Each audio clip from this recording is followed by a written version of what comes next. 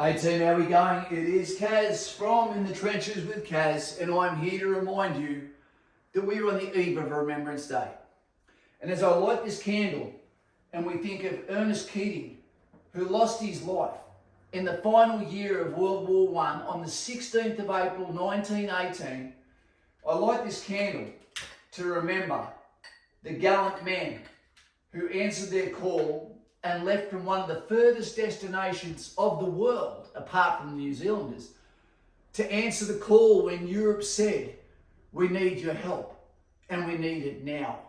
The best of Australian blood, sons, fathers and grandfathers, answered the call, and those that were too young or broken of body were destroyed, and some even took their life when people doubted their courage or their pluck, that they hadn't answered that call without actually doing the due investigation why.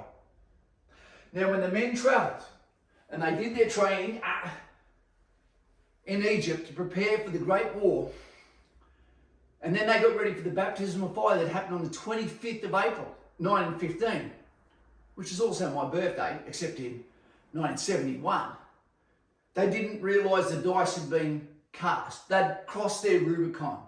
We're about to face our first great defeat, but also our best ever withdrawal.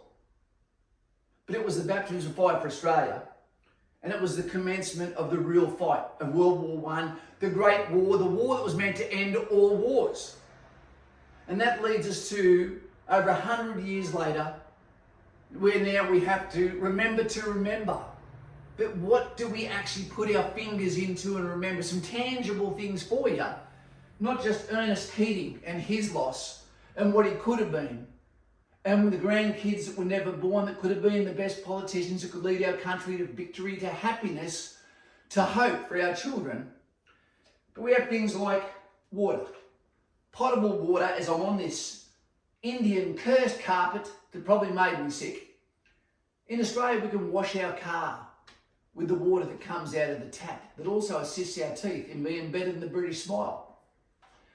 We have passports that allow us to travel the world without a gun and meet other cultures using our mobile phone as a translation tool. We have the memories of the past, where we see on certain dates like Anzac Day and Remembrance Day, regalia being worn by what looks like ordinary people that have done extraordinary things and still live sometimes in the past, which makes us question, do we feel sorry for those that fell doing what they volunteered to do? Or do we feel for those who are stuck in the past, in their memories, unable to communicate with people about the wounds that lie within, or even justify, was it worth it?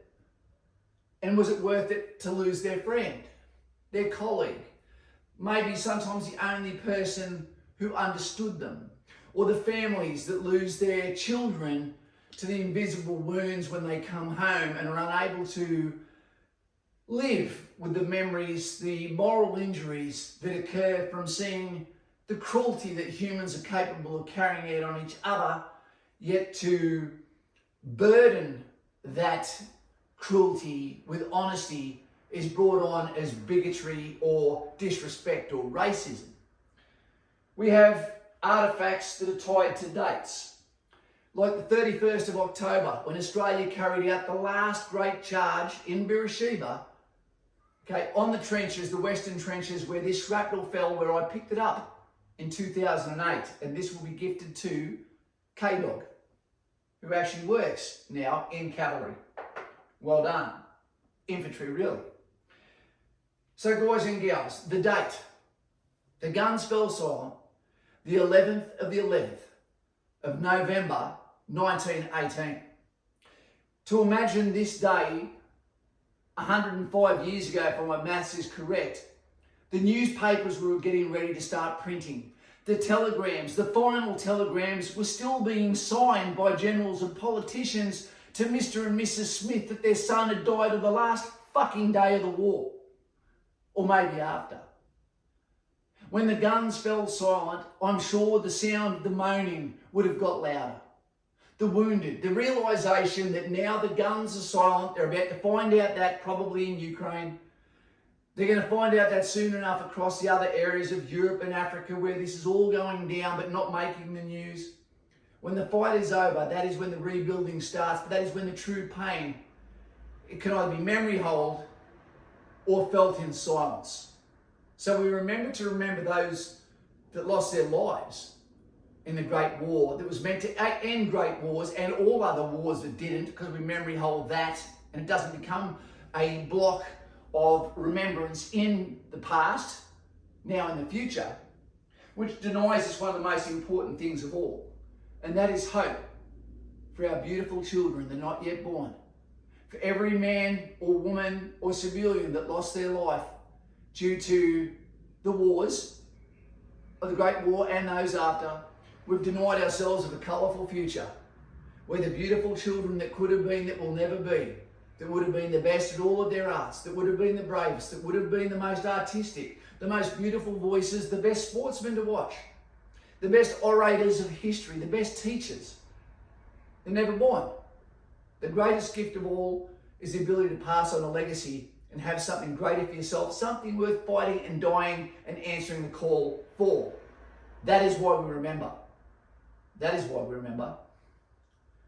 I don't take any of these things for granted. And that's why I make a video like this for you.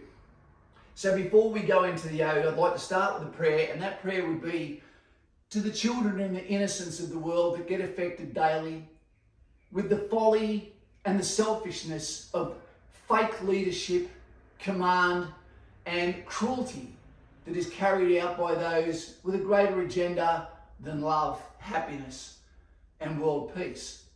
Because we could have it if we really, really wanted it. But it takes strong men to enforce it. Because there's wolves within the herd. Let them be out of pain. If they're going to be in pain, let it be fast and let them be remembered, and know what love was.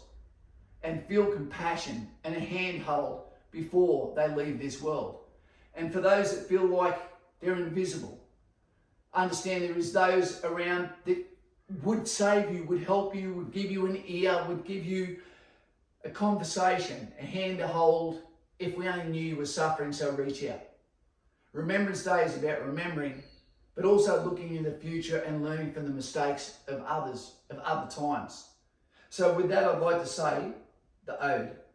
They shall grow not old, as we that are left grow old, and age shall not weary them, nor the years condemn.